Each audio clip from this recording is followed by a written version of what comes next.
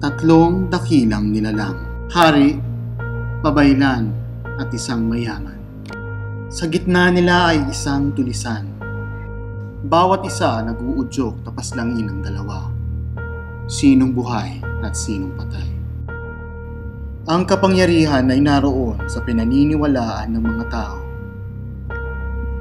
Isang pangitain, gaya ng anino sa dingding. At maging isang unano ay maaaring magkaroon ng napakalaking anino. Nag-aaklas ka laban sa isang hari? Pagdatalhan ko na mensahe ang kapatid mo! Paano mo pamumunuan ng mga tao? Gusto kang patayin. Ako si Daenerys, anak ng Sigwa, at kukunin ko ang nararapat sa akin gamit ang apoy at dugo. Kahit sino pwedeng patayin.